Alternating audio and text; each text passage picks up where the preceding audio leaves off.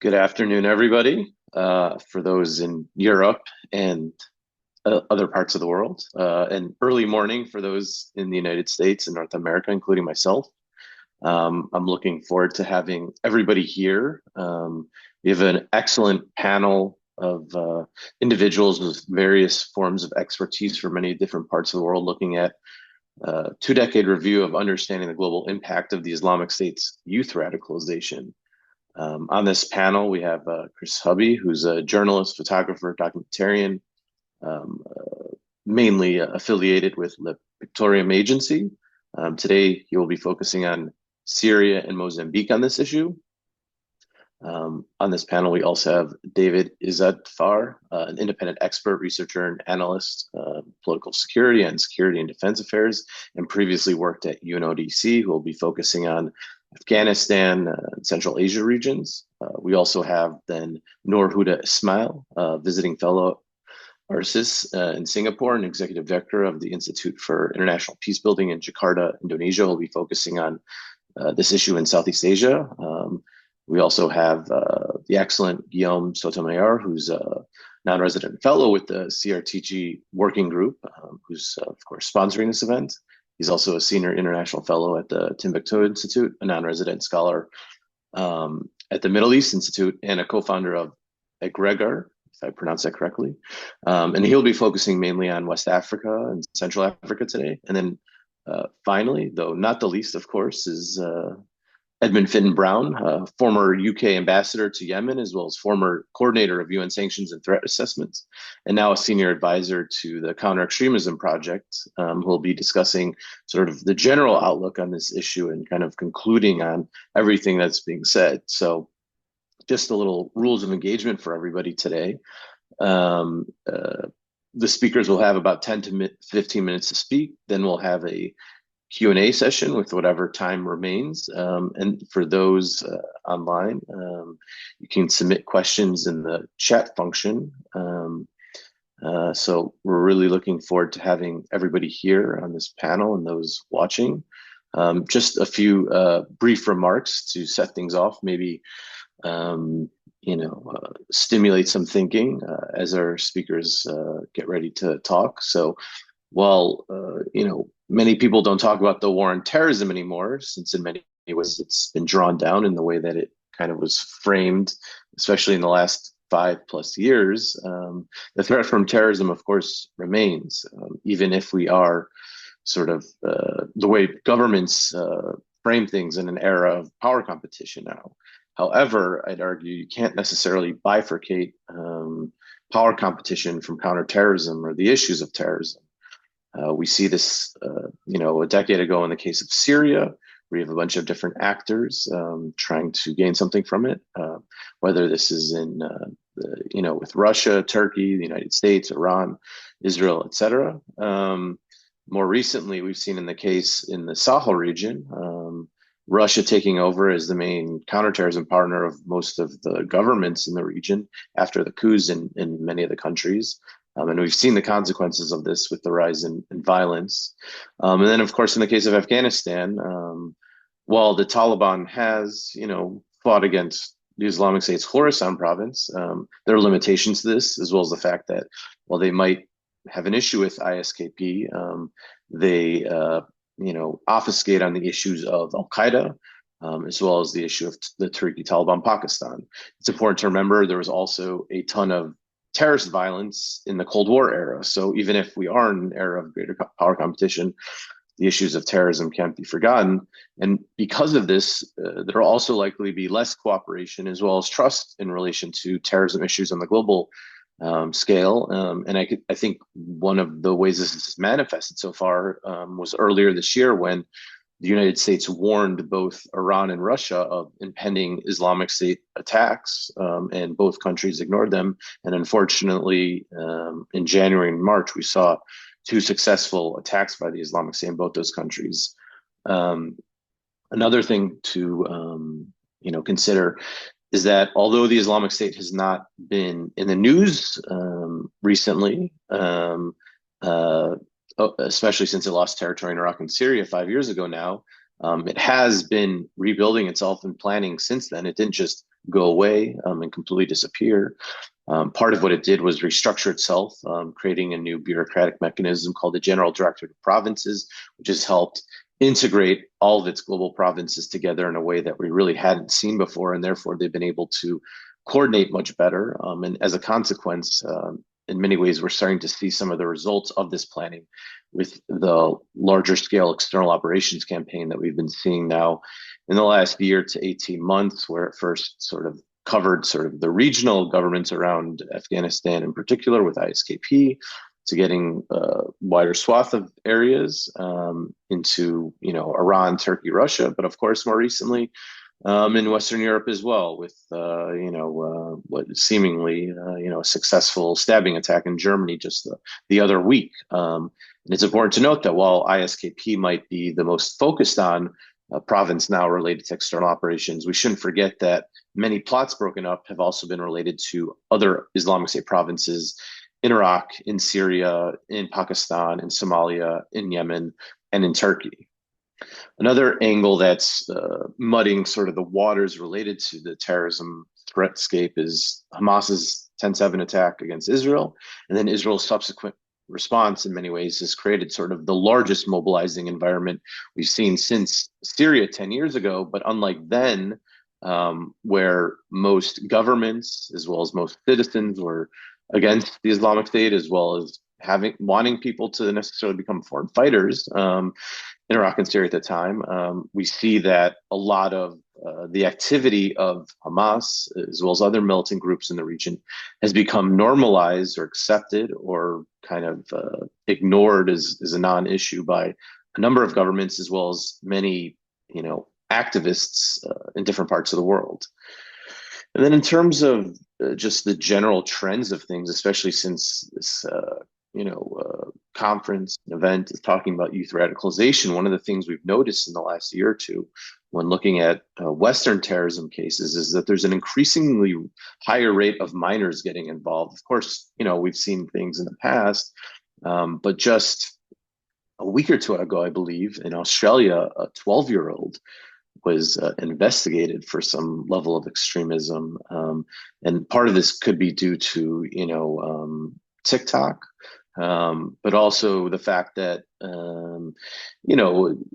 younger generations now, get exposed to social media earlier and earlier, potentially because their parents grew up with social media as well. And therefore, it's more a norm. But because of that, there's a greater threat because of it. And this is on top of sort of the traditional issue of child soldier issues that we've seen the Islamic State already be involved in last decade in Iraq and Syria, but increasingly in the context of Africa now, and how that then also plays into its own history of child soldiers in Africa previously. So with that, I'll kick it off to Chris. Thanks again for everybody being here. Thank you. Thanks a lot, Aaron. So, hello everyone, and thank you for being here. So I will speak a bit about Syria and Mozambique. I'm Chris Ubi, a French journalist and documentary filmmaker.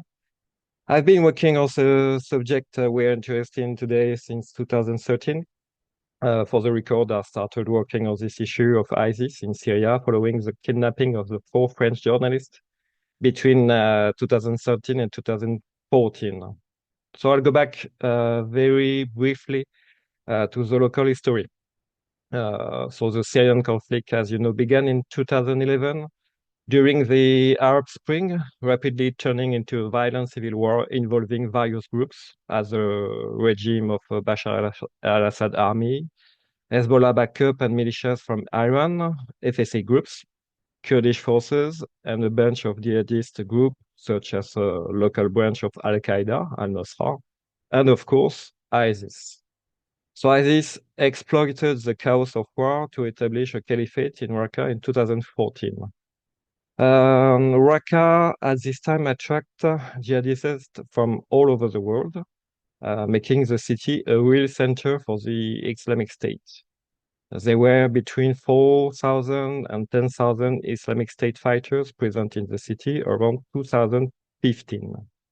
It is estimated now that there were around 2,000 to 4,000 foreign fighters in Raqqa, from over 84 different countries, including China, Tunisia, Saudi Arabia, Russia, Belgium, UK, and other countries in Europe, the Middle East, of course, and North Africa.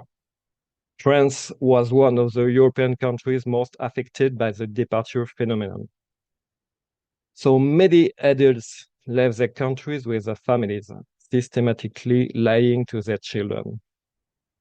Most told them they were going on vacation before going to Raqqa. Today, at least in French law, we speak about the abduction of children by their parents. The involvement of children in global jihad is particularly problematic. In Syria, children have been used by jihadist groups for a variety of reasons. These children have been trained to become fighters, but also to be spies, weapons carriers, and even suicide bombers. Some under 10 were also used as models in propaganda videos, and for them it was like a game to be on the internet. The Islamic State in Syria had set up specific training camps for young boys called the Cubs of the Caliphate. In these camps, children have undergone 3 weeks of intense religious indoctrination, months of rigorous military training, and they were often exposed to scenes of extreme violence. Some of them were specifically trained to kill with guns or knives.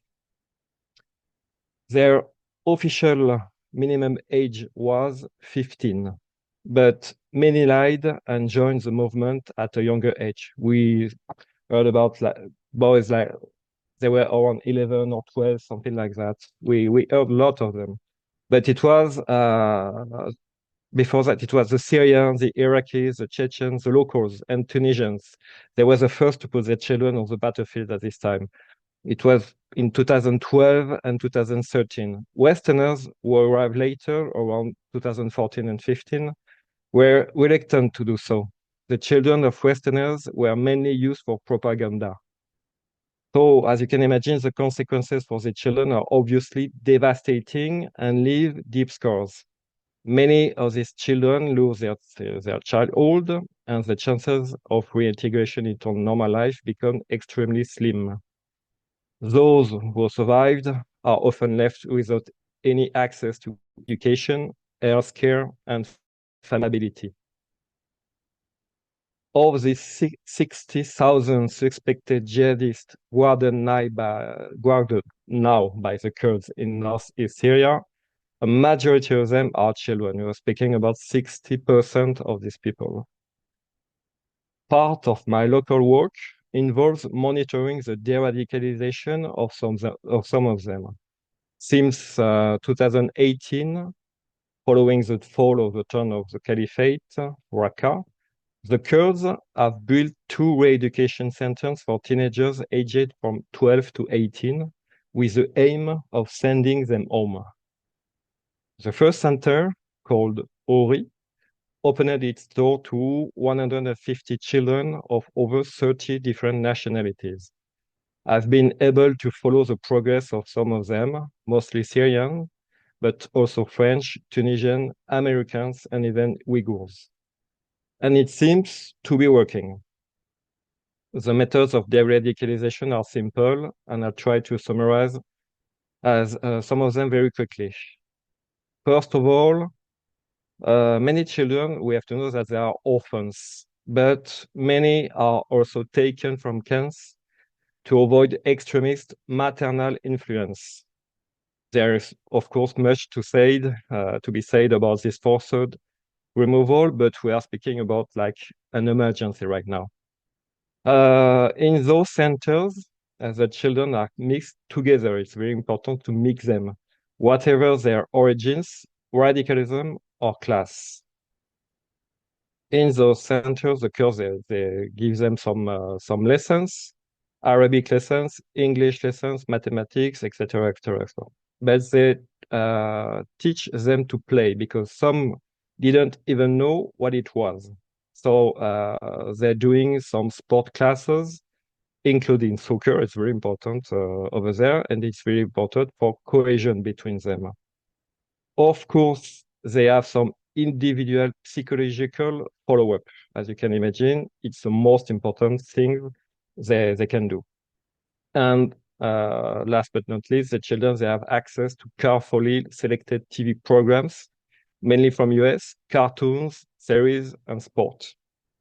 So it sounds a bit fragile, but from 2018 to today, I've seen kids become normalized young men.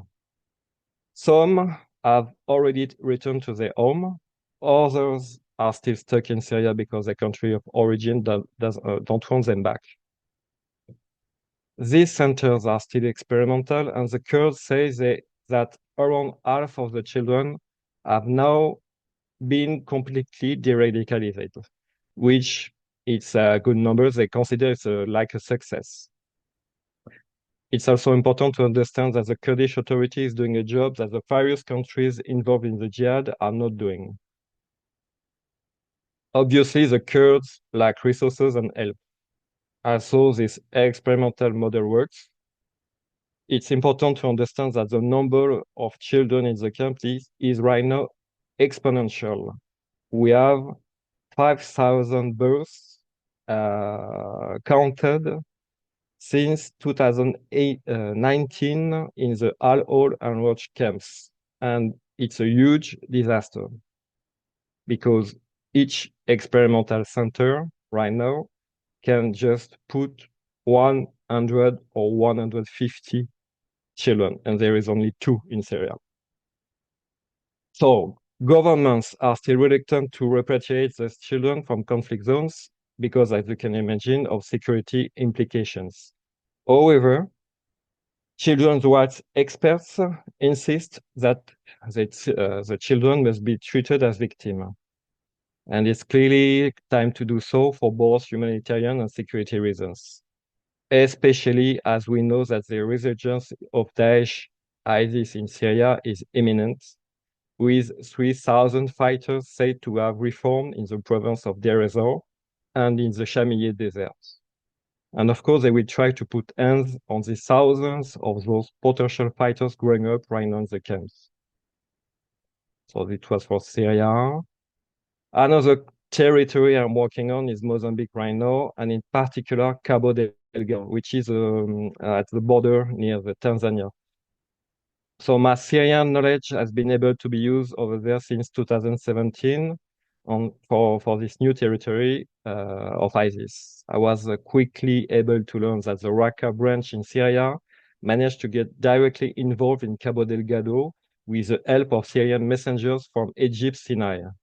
The local Shabab's group allegiance to ISIS was a natural fit in 2019 and has become, as you know, a model of success for the global jihad ever since. Clearly, the methods of Syrian ISIS have been passed on and adapted locally. I'd like to point out a little fact. The Syrian jihad lasted 6 years. Today, the situation in Cabo Delgado has lasted 7 years, and it is far from being resolved. As you can imagine, this insurgency has provoked extreme violence. Hundreds of attacks in the east have taken place since 2017 and continue to multiply over time. There have been more than 5,000 deaths and 1 million people have been displaced, representing a third of the province in total. It's a major humanitarian crisis, but, as we say, forgotten. Al-Shabaab jihadists exploit local vulnerabilities, poverty, unemployment, ethnic and religious tensions. But they also take advantage of the injustice created by the installation of major gas companies like Total, badly managed by the government, and the extremely violent Mozambican militaries. Over the years, and despite the input of experts on the ground, the government and the armed coalition have not succeeded to contain the jihadist problem in Cabo Delgado. As in other territories, the insurgents actively recruit young people using propaganda and coercion tactics. Their leaders, Ibn Omar, the son of a good teacher in Mocimboa de Praia, is a self-proclaimed revolutionary leader against, and I quote, a corrupt and violent state. One of the issues was obviously the future of the children who were systematically abducted during attacks of the villages. As in Syria, children of Cabo Delgado are both victims and unwitting actors in conflict. They are often forcibly recruited or manipulated by promises of security and belonging. Jihadists are teaching them a radicalized version of Islam. In early May 2024, a few months ago, one of the several attacks took place in Macomia, a city under jihadist pressure, very strategic because it is on the road to major gas companies. But for the first time, many local witnesses were able to explain that there were children among the insurgents. The witnesses, including relatives of the boys, told that among the Al-Shabaab fighters who took part in the raid were dozens of boys carrying ammunition belts and AK-style weapons. Two people from the same family said they also recognized a 13-year-old nephew among the children. So now we don't know exactly whether they are where. Sorry, I have a message. We don't know we don't know yet. We don't know whether they are directly involved in the fighting. For the time being, they remain weapons with carriers and spies.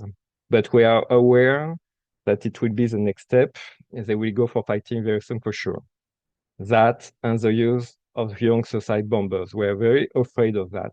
It will be the next step in a few weeks or months. We don't know when, but it will be for sure.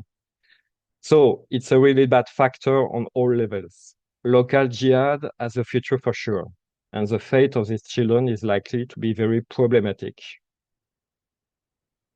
In Syria, ISIS had set up specific training camps for children.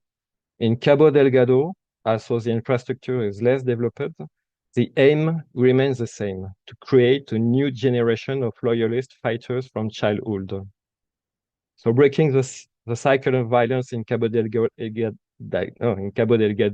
requires a comprehensive approach that includes security, child rehabilitation, and the socio-economic development of the region. It's a complex task, but essential to building a more very peaceful future. So thank you for your attention. Thank you so much for your comments, Chris. Okay, thank you for the opportunity. I'm going to talk very quickly here about the violent extremism trend in Southeast Asia, especially after the collapse of ISIS and then ISIS and all its ramifications. It was me in southern Thailand, in the southern Philippines, covering what has happened in Marawi. So when we talk about threat in Southeast Asia, it has to do with the geographical landscape here. It has Southeast Asia countries that fledgling democratic country with a porous border. They share relatively similar narrative of imagined nation building. So most of the country in Southeast Asia only emerged after the Second World War. So Indonesia, Malaysia, it's an artificial, it's very new. So, but therefore they always confronted by existing and active non-state actors that have been trying to undermine the legitimate government. So the existing secular system, some of the non-state actors are not happy and they keep trying to change the existing status quo. The way they change it, if they use they strengthen their local support, but in the same time also keep building their regional and international connection. So we need to understand the changing nature of strategies and tactics with the influence of global and regional politics, and of course with the presence of social media. So ISIS provide that opportunity, and long before that. So 1979, 80s, many Southeast Asian traveled to Afghanistan to participate in military training. When they come back, they start to strengthen the existing non-state actor movement from Moro Islamic Liberation Front and then Darul Islam Indonesia. Then you can see the splintering of Jamaah Islamiyah and also Jamaah Ansarud-Daulah, which literally the Indonesian ISIS franchise. The Indonesian who really want to associate themselves with an ISIS in Southeast Asia, with ISIS in I mean like in Middle East. I mean what ISIS in Iraq and Syria. And then you can see a dynamic here, global and local, local and global. Locally, we have local and regionally, we have a non-state active non-state actors, so that embrace terrorism, but at the same time they keep expanding their network globally. And this is one of the example. They with the social media, this is some Southeast Asian in Syria. They posted no, in Syrian camp, they posted their activities. They look fine, and they still advocate, you know, the notion to the need to support them. And then this is the problem with social media, open up the possibility of a terrorism finance. Many ISIS supporters still channel money to support their cause. And here I'm working also with a woman also recruited by ISIS to spread the narrative in the offline space. But we can see here that the regional, so that we need to understand regional and global collaboration is critical. For instance, this is a story of a family from Indonesia who wanted to be part of ISIS, but in Turkey they were deported, and then go back to Indonesia briefly when brief rehabilitation process. But after finishing the rehabilitation process, they made a connection through social media in Malaysia, and then went to Philippines and carried suicide bombing. And they are still family, and you can see the use of children and women here.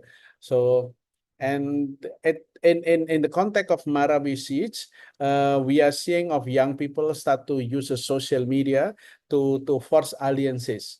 For the young people, we know, I call it the network of third space. In the past, people has to join a specific group for a couple of years. The group groom them and then turn them into terrorists. But now with the social media, we are seeing the trend moving from collective into connective actions. And for the young people, this online space is their space, the third space. So any intervention to tackle this issue, we must to think seriously combining online and offline space. And this is some of the women that I have been talking to in Southeast Asia, Southeast Asian in the Syrian camp. This is hot button issue that must be handled with care. It is not question of if they will come back, but it's question of when. This is one of them. I'll show you a bit the video. She's Indonesian, married to Algerian, and have a kid.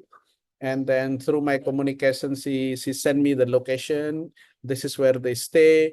But you know, because this is hot issue, and then the way I identified Indonesian in Syria came through people who I can contact through social media. And then she gave me list, who are there, where are they, what do they up to, and then update daily activity in Indonesian contact. Then after I getting some of those names, I try to map where are these people. This is in terms of Daesh locations scattered everywhere.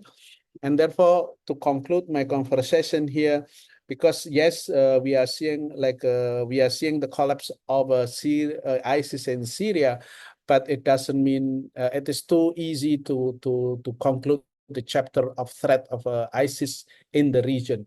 You know, because even though now recently Jamaah Islamiyah, the largest Southeast Asian terrorist organizations declared to self-dissolvement, but it doesn't mean the end of terrorism threat. So therefore, I have a number of policy recommendation to tackle of this very issue. Number one will be the need to develop the criteria of returnee, whether the children or women. We need to set up this criteria first, and we need to develop verification mechanism for returnee candidate based on that criteria.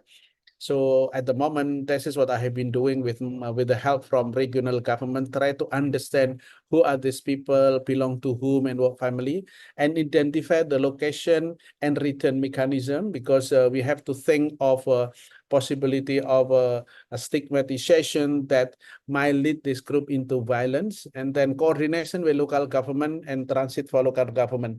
Because we have to, in Indonesia alone, Indonesia is a 280 million people, and then scattered, and then geographically it's an archipelago. It's very difficult for central government to control this initiative if they work alone. So strengthening local government will be the key. So that policy recommendation for the immediate outcome will be selected person to return Indonesia. There is no, this is a problem. There is no fixed data of how many actually Southeast Asian in the Syrian camp. But we cannot wait for the whole the correct or the proper numbers. But what we can do will be selected person return to Indonesia or in Southeast Asia, small by small, and then intermediate outcome would be selected person return to the community and accepted by the community, and ultimate outcome will be back to normal, and then last one will be monitoring and evaluations. This is my controversial work. I've been working with returnees, especially women, because in Indonesia, August 2017, I was involved in the repatriation of 18 Indonesia, especially women and children, and this is one of them. A woman who decided to when she traveled, she was still a kid because she's below 18. She was influenced by social media and encouraged 56 of her family to travel. But in 2017, August 2017, the Indonesian government decided to do repatriation, and then from now on, she is acting as one of my credible voice in countering the threat of ISIS, both online and offline, and encourage my government to carry out repatriation and rehabilitation of possible return women and children in Indonesia. Thank you. Thank you so much for your intervention, Noor. Really appreciate it. Great as ever. David, are you back online? Yes, I hope it works this time. Yes, you hear me? Perfect. Then let's go back. Then what I was saying, let's go. Okay.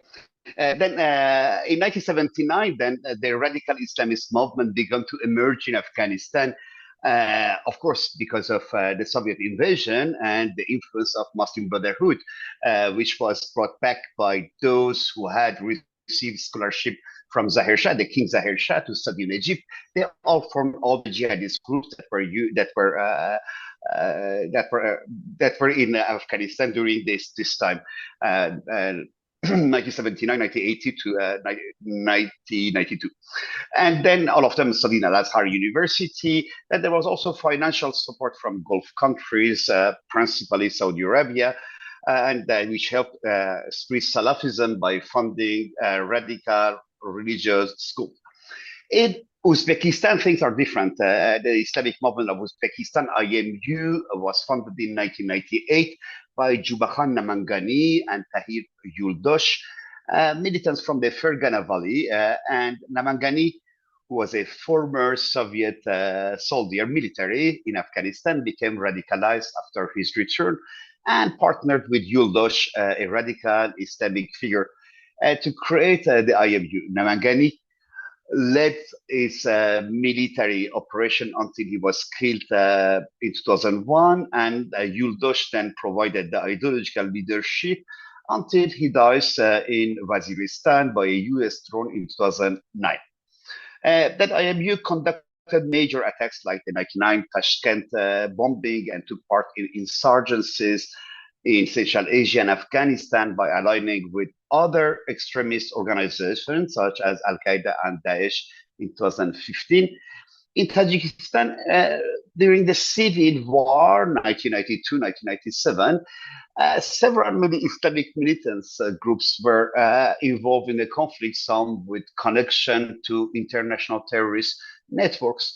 The Tajik civil war primarily involved the post-Soviet government fighting against a coalition of opposition forces, including Islamist, Democrats, and other factions.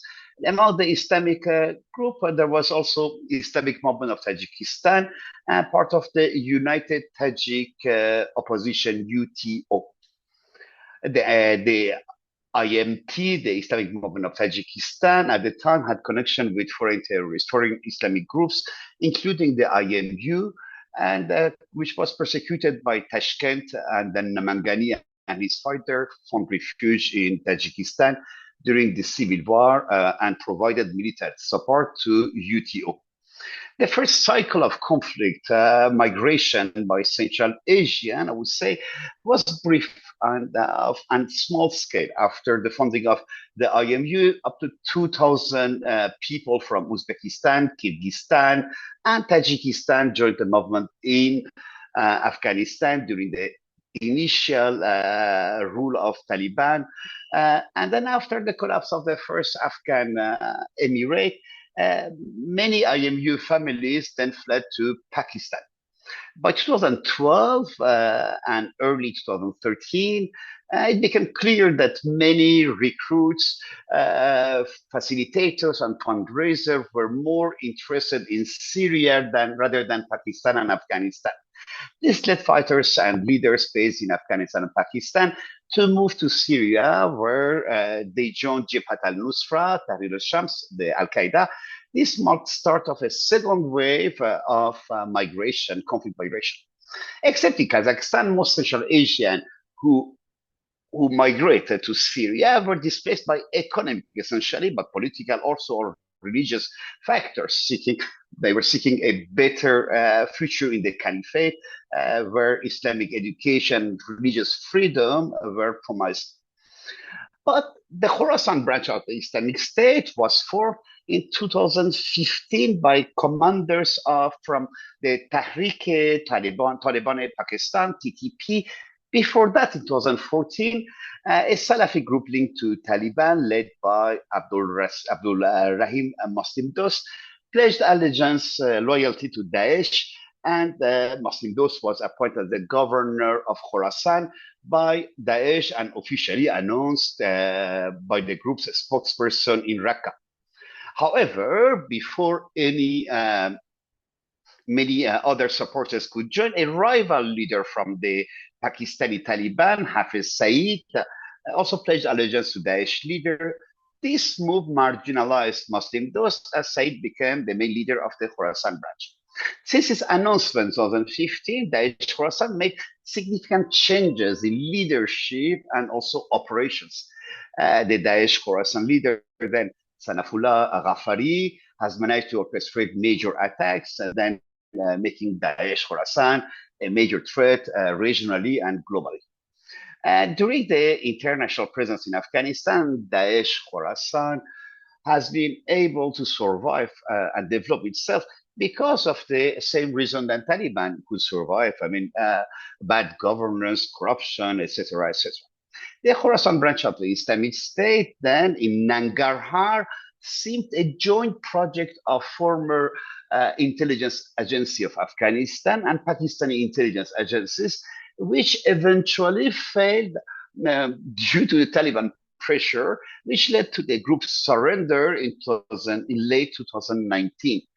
The leader of this group after Hafiz Saeed were all Pashtuns, but today also ethnic groups, of course we are talking about Sunnis, have been included within Daesh Khorasan, and Pashtun do not have the highest position within Daesh Khorasan from now. After the fall of the former regime in Kabul in August 2021, the center of the Khorasan branch of the Islamic State have been located across the border in Khyber Pakhtunkhwa and Balochistan in Pakistan. If you look at an article of Al-Marsad website, the Pakistani Daesh has linked the Khorasan branch with Lashkar-e-Taiba to officially provide financial aid, utilizing their centers, training facilities, and allocated funds. But this comes from Al-Marsad website. Regarding the presence of the Khorasan branch of the north of Afghanistan, is more associated with Salafi and Hizb Tahrir, who are considered major sources of support rather than the Tajiks, among whom the Taliban have gained a significant influence. If we look at the focus of the Khorasan branch attack in Afghanistan, most of their attacks have been in Kabul. They have only carried out 2 attacks in Badakhshan, northeast of Afghanistan, both in 2023. Their focus in the north existed previously, but in the northeast is merely Russian propaganda aimed at threatening Central Asian countries and maintain presence. Daesh Khorasan seems to operate independently. They decentralized structures is likely a result of the early alliances and the integration of smaller terrorist groups like IMU in 2015 after the formation of Daesh Khorasan. Then Daesh Khorasan, which is very important, also supervises Sheikh Tamim al-Kurdi, who is connected to Daesh South Asia and Daesh Bangladesh.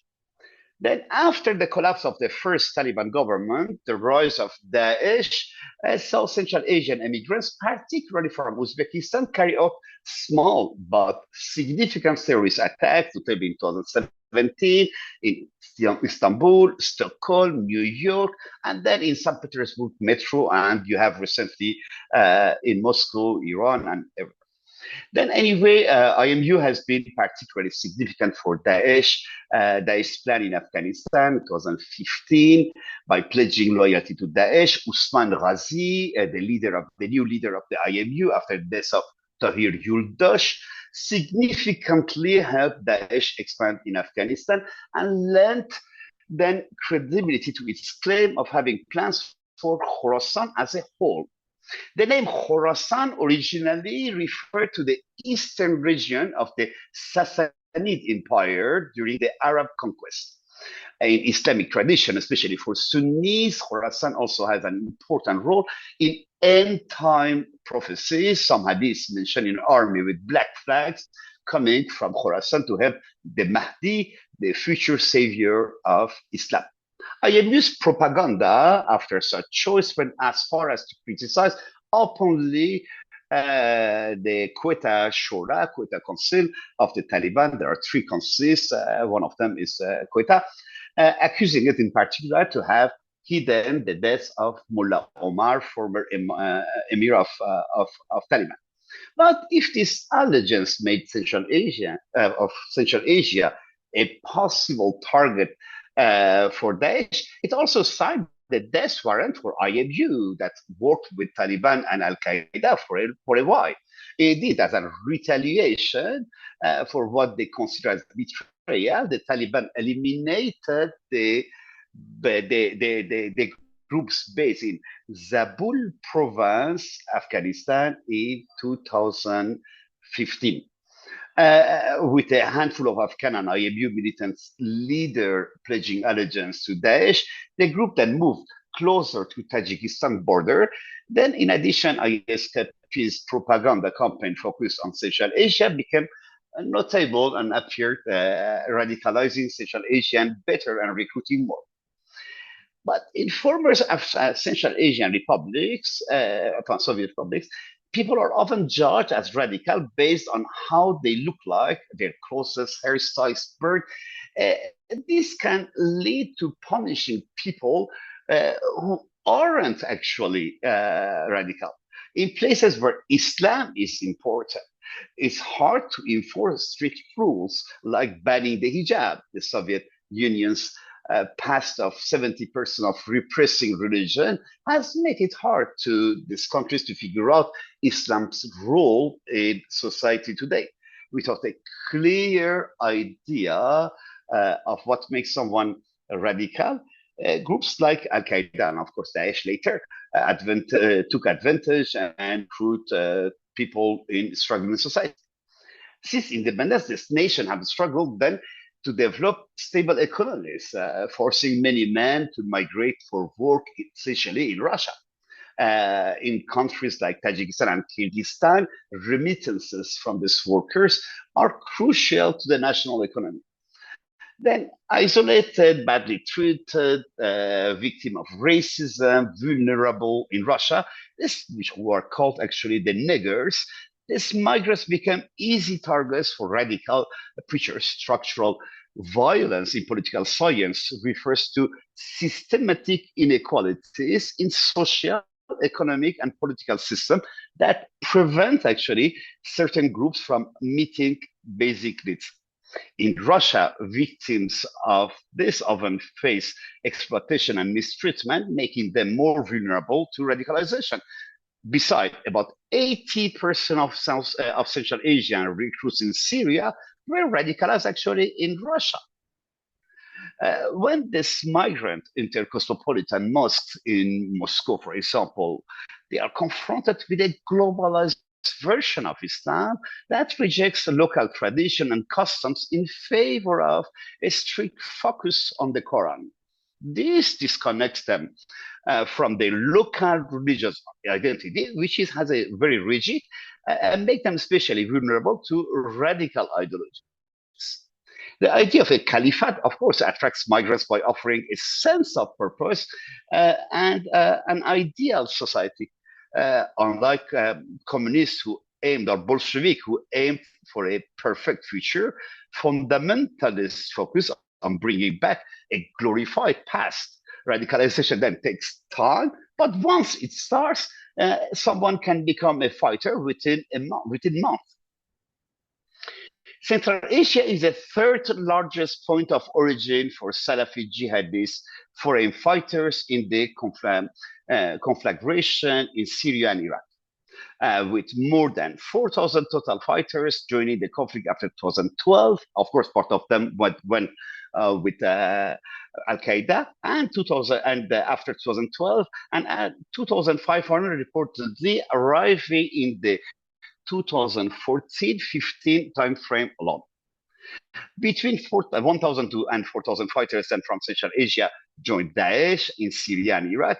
A significant portion came from the Central Asian diaspora in countries like Russia and Turkey or Afghanistan, rather than directly from the former Soviet republics. Then Central Asian combatants also held important position within Daesh in the Levant, contrary to, for example, Southeast Asian combatants who were plainly foot soldiers.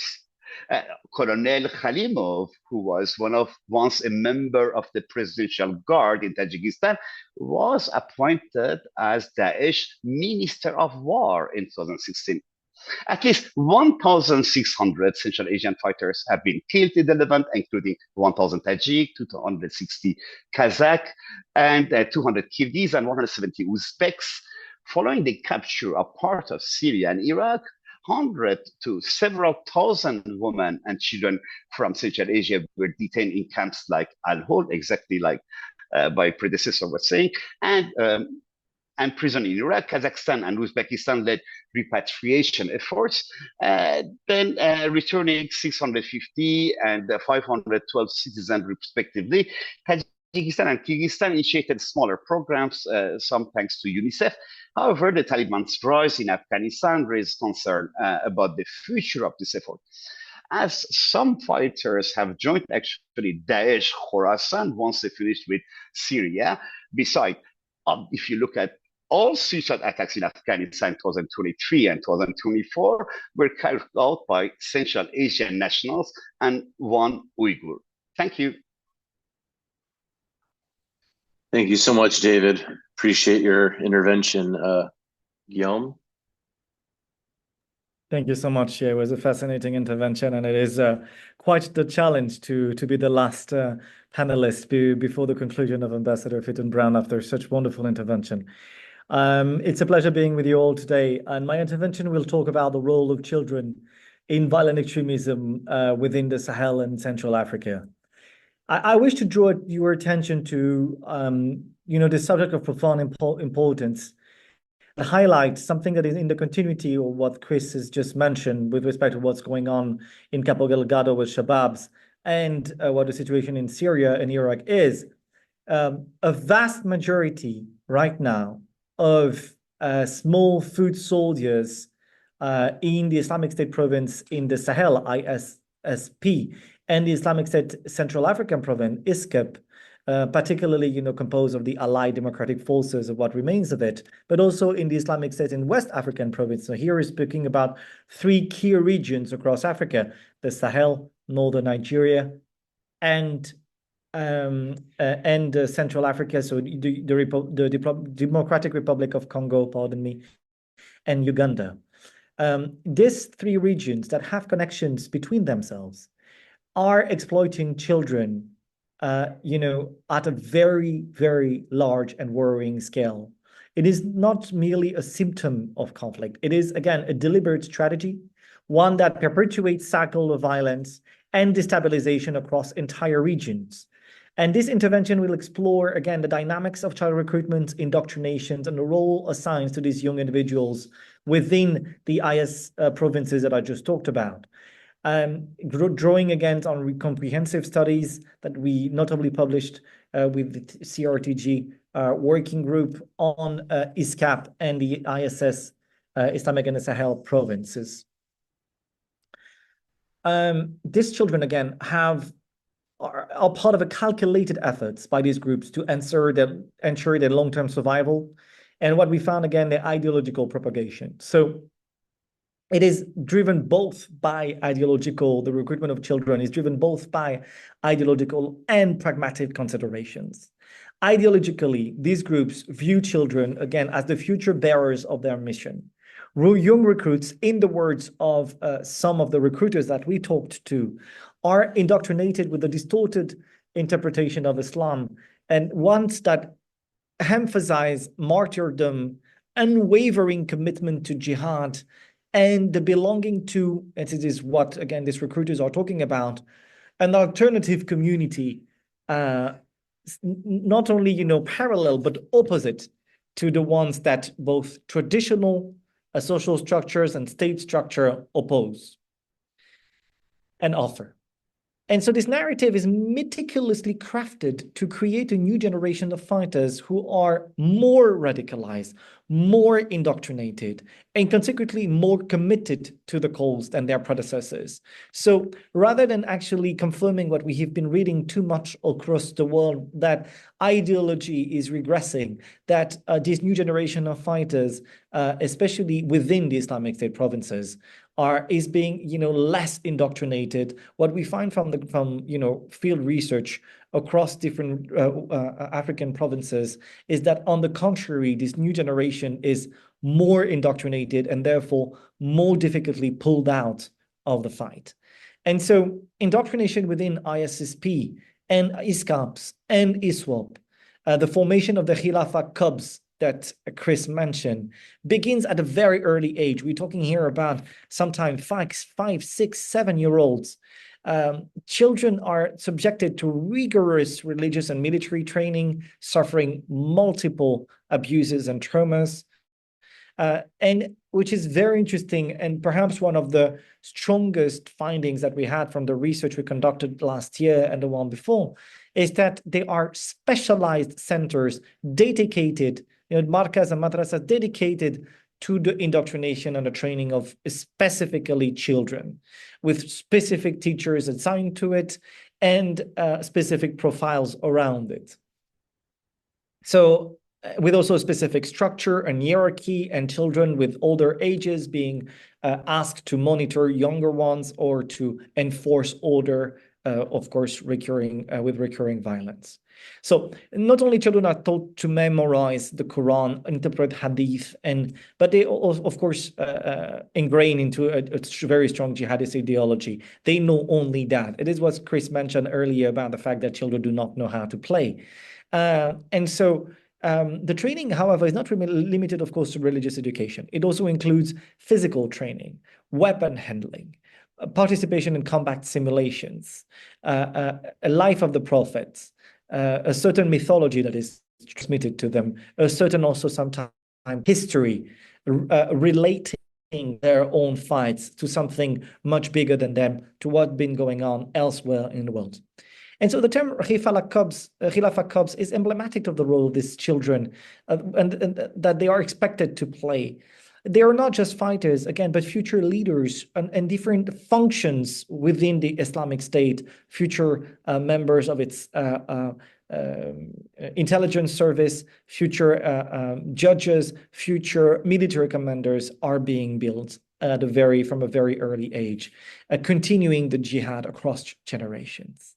And because, again, this cadre, this inscription of jihad into a holistic and glorious path is something that the Islamic State has been, and Al-Qaeda as well, very adamant of trying to do. What is very interesting here, I want to talk here the leadership of Musa Sekabaluku in Central Africa. who a critically important leader of ISCAP.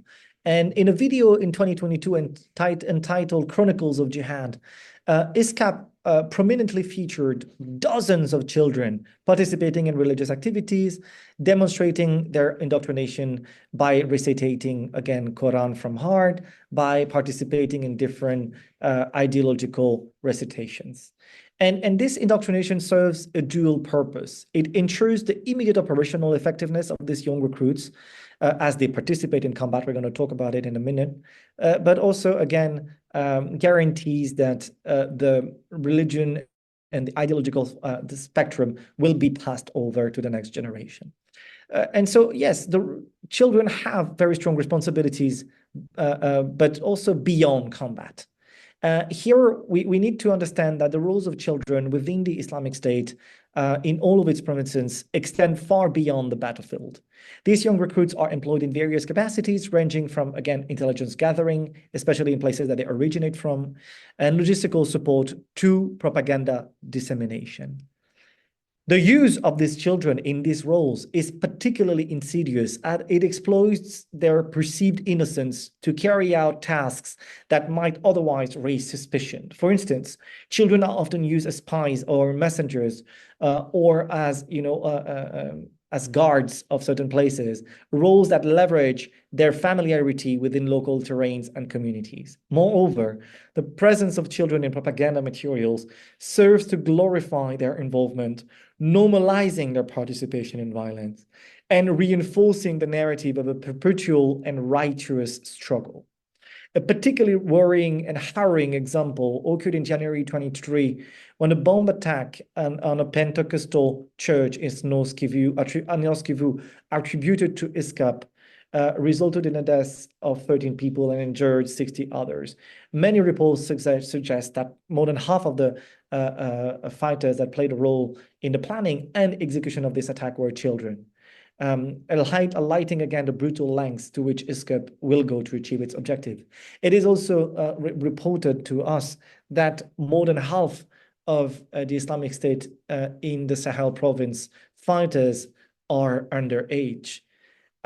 So here again, the same worry than Chris in these provinces, that their children that sometimes are lured by ideological, but also, of course, by with promises of food, money, protection, that are lured in these groups through various means with recruiters that are extremely agile, going by foot to different locations, way beyond the state in question, show that actually the next step might be, as Chris mentioned, for Cabo Delgado, the use of children as bombers, which we are fearing to see, especially in the Islamic State in the West African province. However, it seems that this particular province has tamed a little bit its use of violence over the course of the last specific years. I want to mention here a last element, which is, I think, critically important. There are specific people connected to the Islamic State provinces are charged, we proved it in our investigation, that are charged to recruit children. There was a Congolese Ugandan woman named Ghislaine Kavira that was arrested in 2021 for her role in recruiting children, not only in the DRC, not only in Uganda, but also in Rwanda and Burundi, which shows, again, the transnational nature of the Islamic State recruitment efforts, but also the capacity to recruit children way beyond their area of intervention.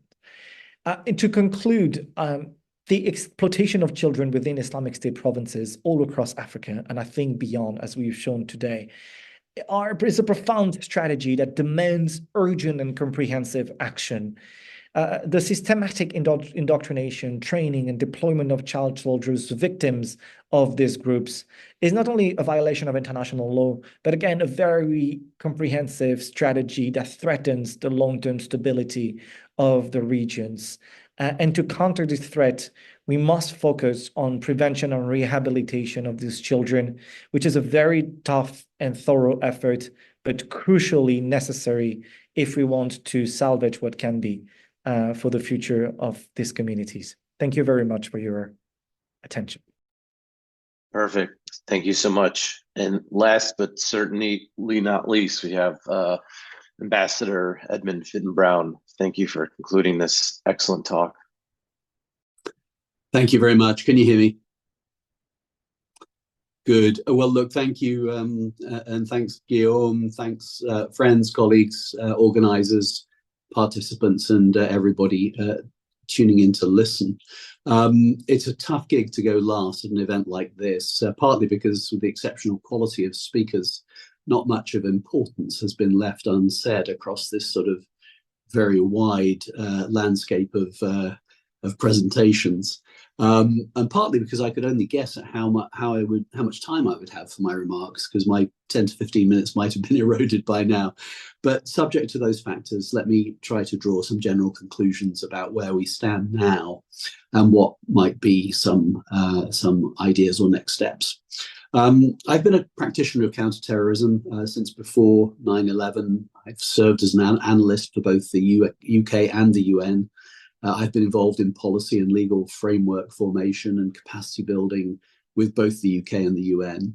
And I've served as a diplomat dealing with some of the UN member states who complicate the threat picture by pursuing aggressive national agendas, either at the expense of counterterrorism or in some cases even by sponsoring terrorist groups whose disruption of their rivals they value more than they fear becoming targets themselves.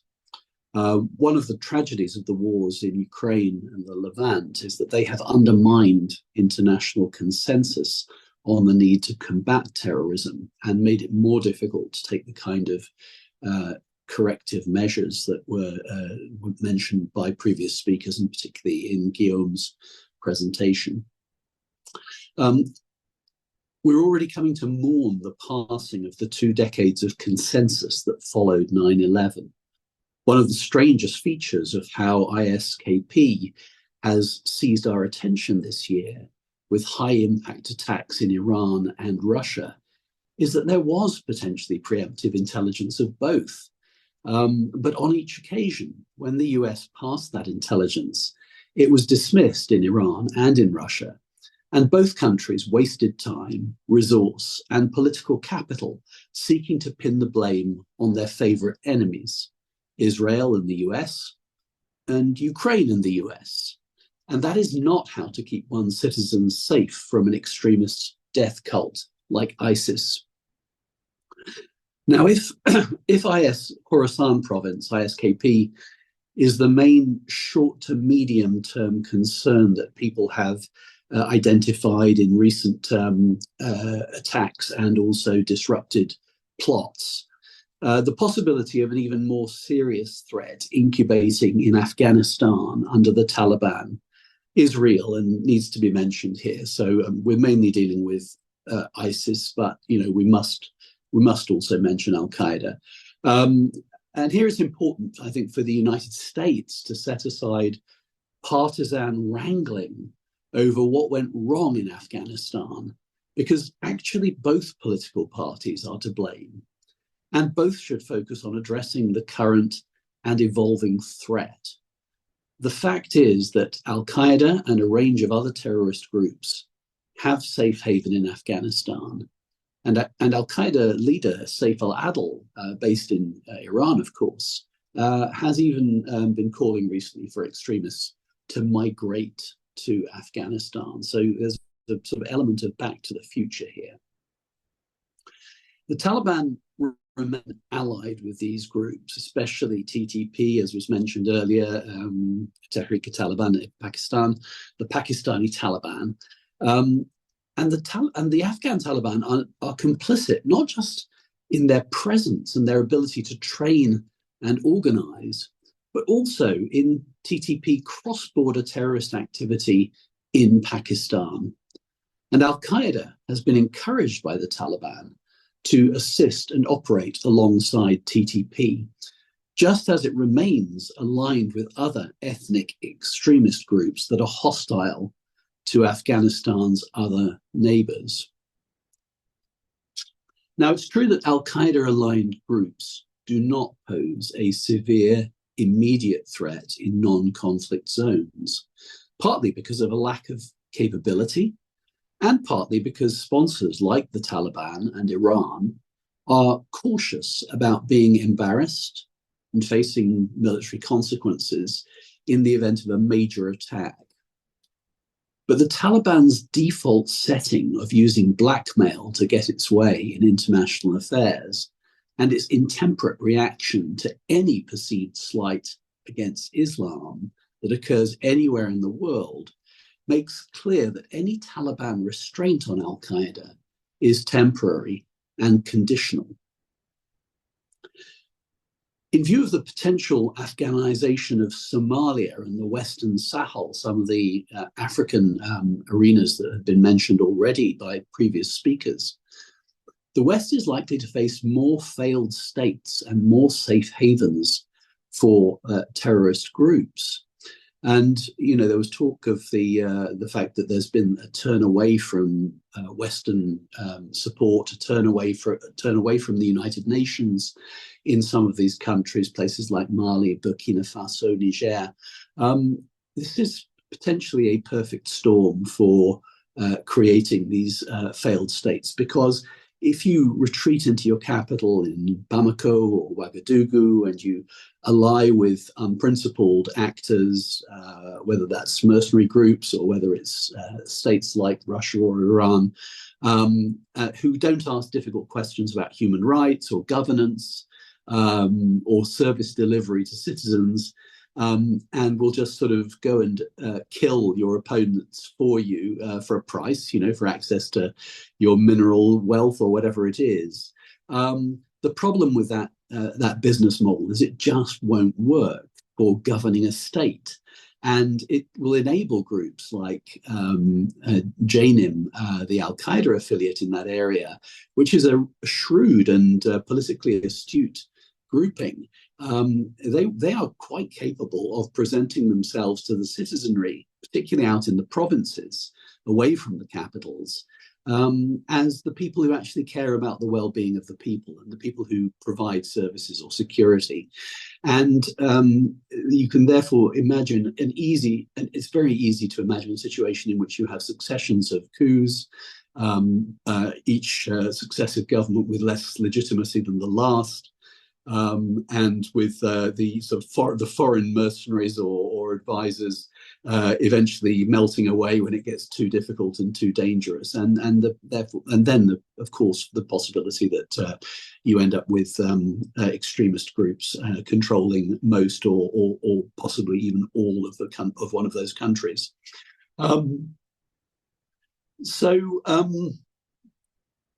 In the medium to long term, I think that the creation of these safe havens and these the collapsing of these fragile jurisdictions, I think will inevitably manifest as a much higher global terrorist threat. At this stage, it's impossible to tell whether ISIS, Al-Qaeda, or some new grouping will become the main brand of that threat when it emerges to sort of, in the 2020s as the equivalent of what we suddenly found ourselves facing with ISIS in the 2010s. One thing that's absolutely clear is that our failure to get to grips seriously with drivers of extremism will come back to haunt us. That's partly about conflict resolution, the fact that conflicts are not being resolved and in general they're getting worse. We still haven't made, in our own countries, we still haven't made prisons places where de-radicalization happens more than radicalization. We haven't done nearly enough to address the issue of the camps in Syria that have been discussed here. And of course, these hugely complicate and multiply the issue of recidivism amongst caliphate foreign terrorist fighters that we are already going to face, because many of these foreign terrorist fighters have survived and will survive to either be reintegrated into either their own countries or some third country, or to become recidivists and to attack again. And that brings me to this unifying theme of this webinar, which has been this youth radicalization issue, which has been brilliantly, I think, described by all of you. and should give people real concern about where we are going in terms of future threat. Now, in terms of the camps, Al-Hol, clearly we have shot ourselves through the foot here. This should have been dealt with sooner. It should have been dealt with more decisively. It should have been dealt with greater attention to humanitarian and legal concerns, the legal rights, the legal protections that apply to minors. And instead, there was a sort of a deliberate sort of delaying and procrastination. And, we have to, what can we do with a child if we can't establish that it's associated with a given mother? How do we know that it's our problem? That child might not be our national. And as this has happened, of course, there have been some honorable exceptions, some countries that have been really sort of at the forefront of the campaign to bring people back and to deal with them humanely and securely, to de-radicalize, to reintegrate, to protect the rights of the minors, and not enough has been done by many countries on that. And so still we have a lot of people stranded in the conflict zone, and still, and even if we were to now successfully deal with this issue today, we still would be able to say that in the 5 years that have passed since the fall of Baghouz, when the last vestige of the so-called caliphate was defeated, that's 5 years in which, infants have grown up into troubled and possibly violent young children, and young children have grown up into possibly irredeemable, radicalized, practiced in violence teenagers. And so we have made this problem worse for ourselves. And I'm always reminded when I talk about this sort of the generational issue that this represents, because, your 2-year-old or your 6-year-old or your 10-year-old, that person is going to be a 22-year-old, 26-year-old, 30-year-old in 20 years' time. And what we have allowed to happen to them in this period is obviously very dangerous. I'm always reminded of the fact that one of the Indonesian foreign terrorist fighters who was killed in Syria, I think in about 2018, 2019, had been a very small child when his father took part in the first Bali bombing. And this is where I think politicians and officials are often culpable, because they are on short assignments. If you're a politician, you're elected for, whatever it might be, let's say 5 years. If you're an official, you might be on an official tour in a particular role for 2 or 3 or 4 years. And we need people to raise their sights and actually think in generational terms and think about doing the right, committing to the right policies and making the right efforts that will alleviate the future threat in 20 years' time, not within their own frame of reference as officials or as politicians. So we have to do better with this stuff. And yes, this determination of the groups to recruit, to deploy children, obviously child soldiers all over these conflict zones, and particularly exploited by the extremist groups. The methodical and deliberate brainwashing that is involved, all of this suggests that we have to be much better at countering this. And certainly we shouldn't be allowing this sort of thing to be happening in Western jurisdictions. But, there are cases that have come up in the last year where we've seen in the case of Hamas or Palestinian extremist groups, we've seen a lot of this kind of intentional targeting and brainwashing of young people, and some of this is happening in the West, and it needs to be prevented by the law, by social services, and by whatever means are necessary, because otherwise we are incubating a very serious problem for the future. Now, one of the things that hasn't particularly come up today, it wouldn't naturally in a discussion of ISIS, but I do want to mention the possible implications of a more active operational partnership between Iran and Al-Qaeda that may be foreshadowed by Saif al-Adil's continuing residence in Iran and his calls for united Islamic resistance activity. If that proves to be sustainable, it may not. It may not be possible. We've already seen possible evidence in Yemen of the Houthi AQAP relationship, being strained to some degree. It's not easy to bridge the kind of suspicion that exists, sectarian suspicion that exists. But in the event of a serious escalation between Israel and Hezbollah, or Israel and Iran, or indeed the US and the axis of resistance, we may face a wholly different threat landscape. And we should keep that in mind, especially in Europe.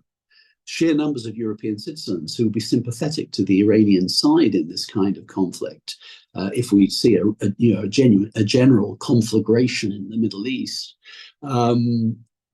those sympathetic European citizens who would be hostile to any likely position adopted by the US, UK, NATO, major European powers, will mean that a diversity of threats motivated by hatred of Israel and straightforward anti-Semitism in some cases, and supported and stirred up by Iran and other malign state and quasi-state actors, and whipped up by the full range of jihadi propaganda, because of course ISIS and Al-Qaeda maintain very sophisticated, very effective propaganda apparatus, despite the difficulty that they've had, resisting counterterrorism efforts against them. This could potentially proliferate and potentially overwhelm CT defenses with the threats that may emerge. So this is something just to bear in mind in certain geostrategic circumstances in the future. Now, the threat, especially in the short term, in non-conflict zones and pending some great conflagration in the Middle East, the threat that we face right now in places like Europe, North America, most of East Asia, for example, is predominantly improvised and opportunistic. Knife or vehicle attacks with a short flash to bang in terms of radicalization of an angry lone actor, as in the recent case in Germany, for example. We should bear in mind things like arson, hacking, vandalization of infrastructure, all possible scenarios. And we should brace ourselves because, really, the threat is relatively low at the moment. The concerns about ISKP, yes, those have manifested in very serious ways, particularly in Russia and in Iran. But the efforts that have been made in Western Europe up to now have mainly been a little bit limited in scope, and have been, detected and disrupted by CT authorities. We should be grateful to the CT authorities for doing this, but we should also recognize that their job will not always be this easy. So in conclusion of my remarks, the period since 2017 will likely come to be regarded as one of calm and exceptional security that we have enjoyed in non-conflict zones, when counterterrorism agencies have had a clear upper hand over the threat. Unfortunately, it is difficult to see any means by which that period will be long extended.